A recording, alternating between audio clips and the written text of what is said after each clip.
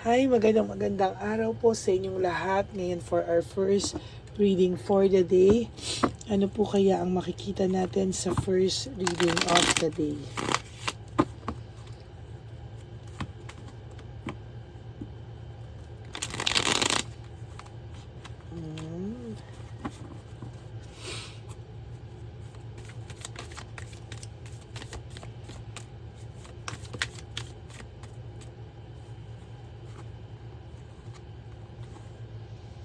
Bakit ganito? Saglit lang po. Hiwalay-hiwalay. Gulo-gulo ng ating baraha. Ayan. So, atin mo po munang balasahin. Alas 4:30 ng umaga.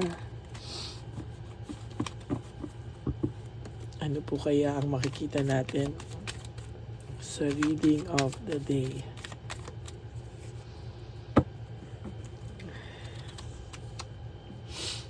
Pili na po tayo ng 10. 1, 2, 3, 4, 5, 6, 7, 8, 9, and 10.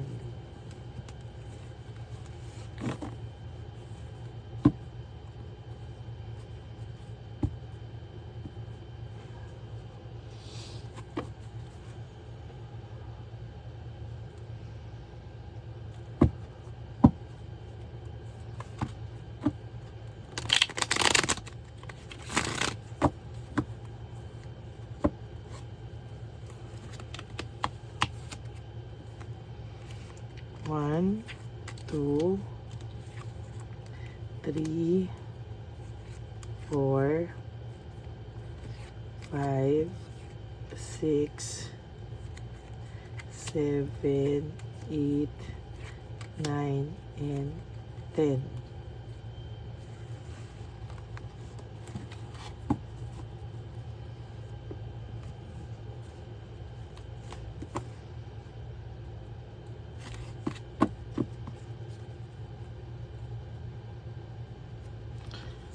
So,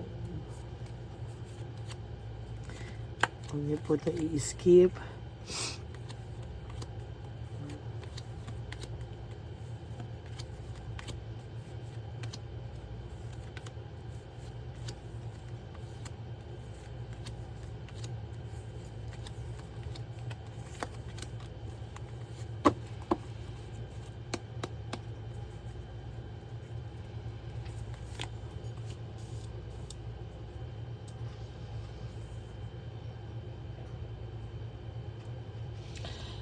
So nakikita ko po dito, meron po itong nababurden po siya sa sitwasyon niya ngayon.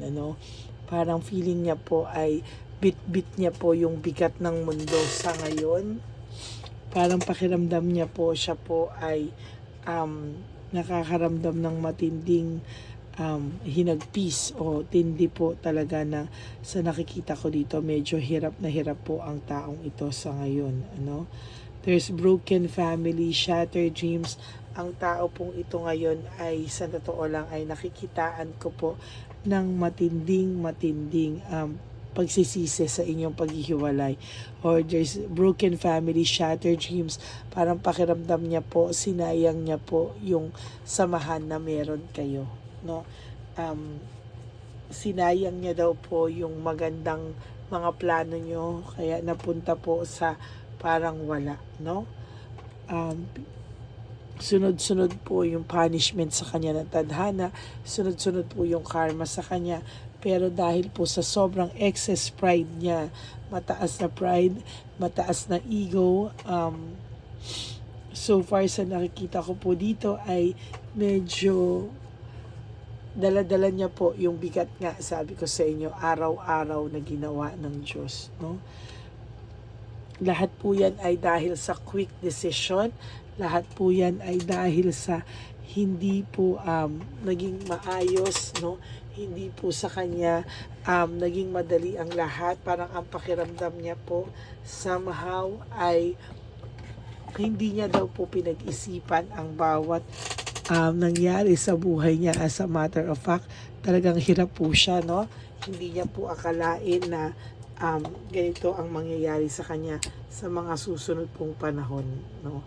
Parang akala niya po magiging mas maayos siya, ang akala niya po ay magiging okay, pero siya po ay parang nalinlang, no? Nalinlang ng tadhana, na parang sa nakita ko po dito, siya po ay nasaktan ngayon o nasasaktan sa mga oras ngayon. Yan po ay sa kadahilanan na siya rin po ang may kasalanan, ano? Siya rin po ang bukod tanging nagdesisyon, na parang nung nangyayari lahat to, siya po ang nagdesisyon, pero sa nakikita ko po ay pinagsisihan niya po ito ng malala. Nakikita niya po na kahit papano nakaka-adjust ka na po sa buhay mo, kahit papano po ikaw ay mas maayos na, no? Sa nakikita niya po dito, hindi ka po tinatantanan nito, no? There's recovery, no? Nakaka-recover ka po, no? Nagkaroon ka po kahit papano sa iyo ng realization na kahit masakit, pakiramdam mo po ay mas gusto mo na po talagang maging maayos, no? Ayaw mo na pong makaramdam muna ng mga negativity sa iyo, pero may times po talagang nasasaktan ka pa rin at hindi mo po maiwasan, ano? Talagang yung sakit po na nararamdaman mo ay nandyan lang po sa iyo, sa totoo lang. Lack of purpose, diversion, sa nakikita ko po dito ay naghahanap po ito ng mga pwedeng gawin, ano, para ma-divert niya po, kasi lagi ka po nitong naiisip. Naghahanap po siya ng pagkakalibangan, or naghahanap po siya ng ibang diversion, no? Maybe si Chabelitang Palaka, alam po ni Chabelitang Palaka na ginagawa lang po siyang diversion, ano, para kahit papano mailipat sa kanya, no? Mailipat po sa kanya yaan, no? Distraction, lack of rewards. Sa nakikita ko din po dito, ang taong ito po ay distracted sa lahat, no? Distracted po siya sa mga nangyayari po sa buhay niya. Distracted po siya sa totoo lang sa mga pangyayari sa buhay niya lately, na hindi po niya talaga inakala na talagang magiging ganito po ang buhay niya.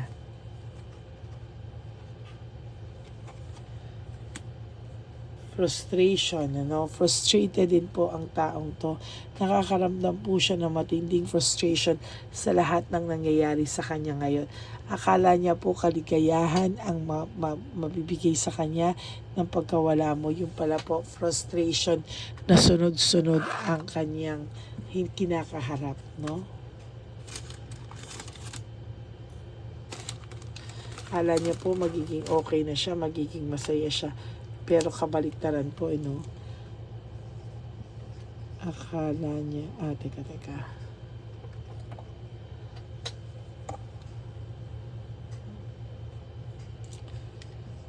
Puro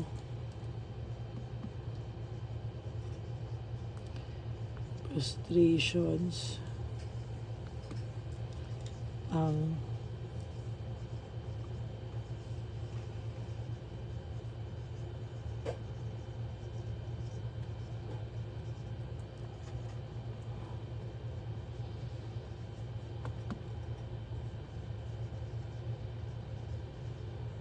hindi kaligayahan. Puro frustrations po ang nararamdaman niya at hindi po puro kaligayahan. Akala niya po nung una panay kaligayahan, pero sa totoo lang po hindi po. Ang nararamdaman niya po ay matinding frustration. As a matter of fact, gulong-gulo po ang taong ito at hindi niya po alam kung ano ang gagawin niya sa totoo lang. Panay frustration po talaga nararamdaman niya. Legal proceedings, meron po itong kakaharapin pa na ibang case or kaso, no, sa mga susunod na panahon. It may not be legal proceedings, pwede po siyang meron sa kanyang nagpa-blackmail, no? Meron po sa kanya, ba't ako nakakakita nito? Meron po ako nakikita dito na mga kaguluhan sa kanyang isipan o gulo between him or her and Chabilitang Palaka or Shokoy, no? Gusto na po nitong maging free, i-restore ulit yung control niya sa buhay, pero natatakot po siya at nahihirapan po siya sa ngayon. Hindi niya po alam ano yung nangyayari sa kanya. Actually, sabi niya, what is happening? Anong nangyayari sa buhay ko? Hindi ko alam. Sabi niya, no?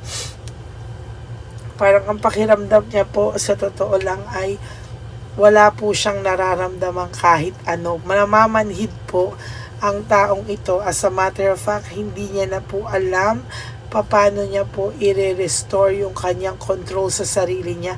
Nahihirapan din po talaga ang taong ito, no? Give up and overwhelmed po siya sa mga bagay-bagay sa buhay niya ngayon. Parang gusto na lang muna po nitong manahimik, no?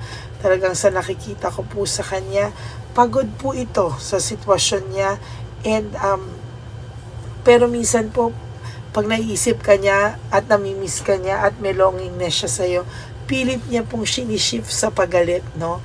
Gusto niya pong magalit ka, gusto niya pong magalit siya, no? Magalit na rin pakiramdam niya para mas mabilis daw po siyang makamove on, no? There's lack of resources, very unstable. Sa totoo lang po, sa nakikita ko ngayon, talagang may kakulangan po ito when it comes to financial needs, no? And financial problems talaga ang kinakaharap niya. There is financial struggles po sa mga panahon na to sa kanya. Isa pa po sa nakikita ko dito ay mini-mental telepathy ka po ng taong ito, no? Gusto niya pong maisip mo siya na maisip para maisip mo po na mahal mo pa rin siya, no? At magmakaawa ka sa kanya or talagang gumawa ka ng way to reach out to him or her. No, parang gusto niya po na ikaw yung gumawa ng move para sa inyong dalawa. Pinapakita niya po sa iyo na there's coldness, no? May panlalamig siya, no? Pero sa totoo lang po, hindi yan totoo, no? Lahat yan is all about the show. As a matter of fact, naging selfish kasi siya, no? Pero itong taong to ay nai-insecure at nagsiselos na rin. Sinasabi ko po sa iyo, kapag ikaw po ay nakakita, sinasabi ko sa iyo, pag ikaw po ay nakitaan ito ng masaya ka, nakitaan ito ng ikaw ay basta nakakaiba po lahat talaga, no? Mararamdaman mo po sa kanya mismo, no, na hindi po siya talaga totally masaya sa buhay niya, no? Talagang ang sasabihin ko po sa iyo, talagang may isip niya po na hindi ka po pwedeng mag-move on sa kanya. Oh my God. There's failure po dito, no? Nakikitaan ko po ng failure sa lahat po ng gusto niyang gawin sa buhay niya. Nakikitaan ko po siya kahit papano dito ng nalulungkot din po ang taong ito. Sa totoo lang, hindi niya po alam ang gagawin niya, no? Parang ang pakiramdam niya po sa iyo is gusto na po niyang give up. Gusto niya po na kahit papano ay makakaramdam po siya ng parang totally gusto niya pong umalis sa ganitong klaseng sitwasyon. Gusto niya pong mag-move on sa ganito din, ano? Ayaw niya na po ng ganitong sitwasyon, to be honest with you. Pero wala po siyang magawa. Pakiramdam niya po ay anytime po sasabog siya, no? Pakiramdam niya po sa sitwasyon ngayon ay anytime po sasabog po siya sa buhay niya, no? Hindi po kasi siya masaya and totally po, no, parang pagod na pagod din po siya sa ngayon, no? Parang gusto niya na lang po munang maging happy.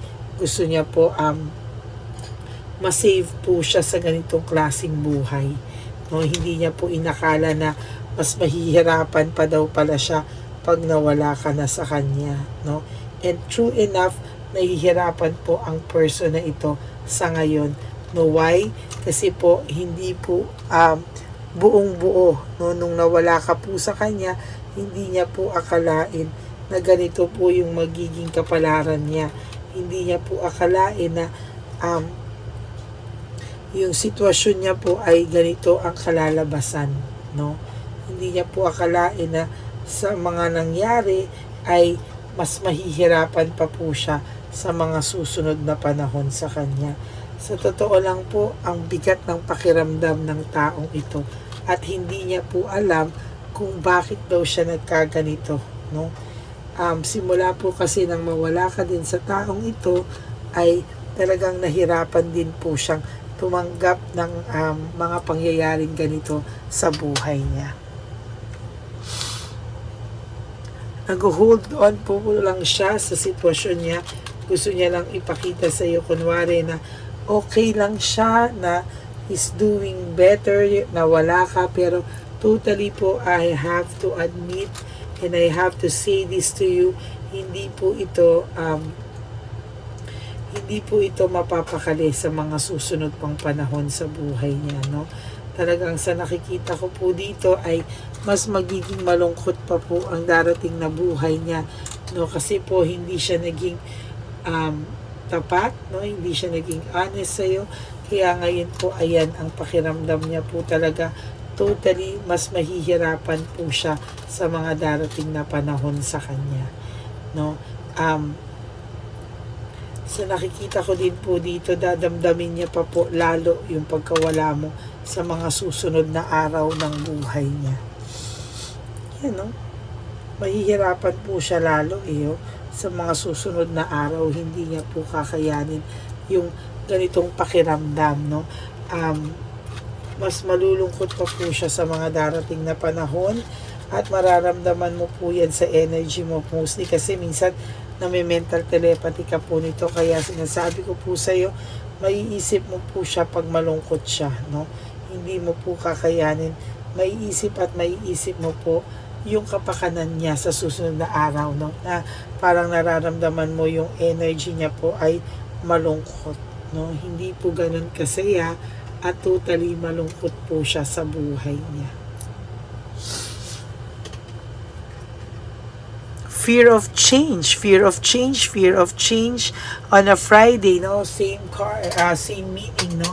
Sa nakikita ko po dito ay mas magiging malungkot po talaga siya, no? Matakot po siya sa mga magiging pagbabago sa buhay niya, no? Hindi niya po kakayanin, no, yung pakiramdam na ganyan, and totally makakaramdam po siya ng kalungkutan sa mga susunod na panahon sa buhay niya. Yan po yung nakikita ko na mas malungkot pa po siya sa mga susunod na panahon sa buhay niya. Yan. Naging greedy kasi siya, no? So ngayon talagang isip niya po ay pera, no?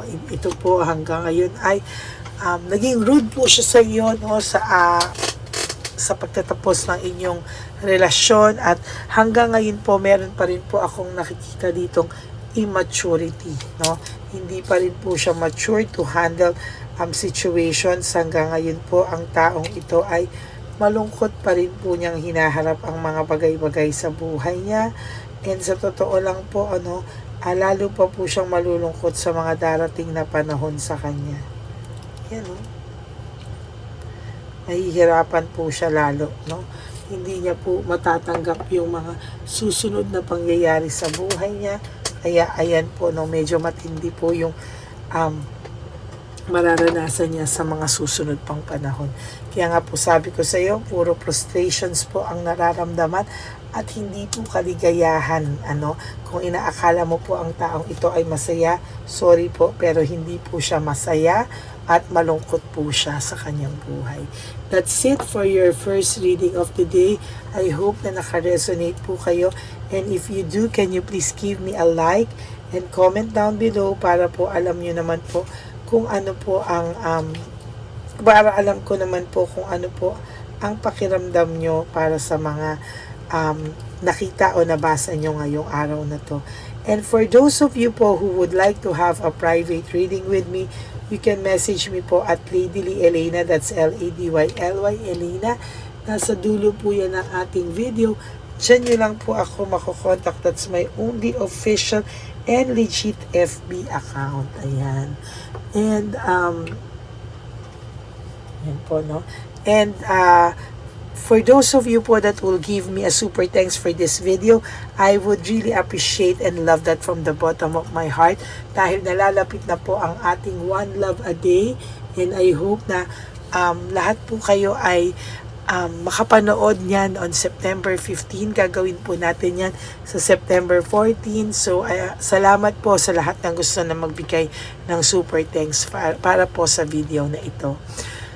And ang sabi ko nga po sa inyo, sa aking mga ever loyal and solid Lady Elena friends, family, and subscribers, I love you all from the bottom of my heart. At ang lagi ko pong paalala sa inyo is just to live one day at a time. And life is too short. Don't make it shorter by stressing yourself from all the pains and heartaches na binigay po sa inyo na kahapon. Just surrender everything to the divine universe and just let go and let God write your life and love story. I will be back for another set of reading. Huwag po kayong malulungkot. Ako po ay magpabalik para sa ating second reading of the day. God bless you all and I love you all and see you all later. Bye!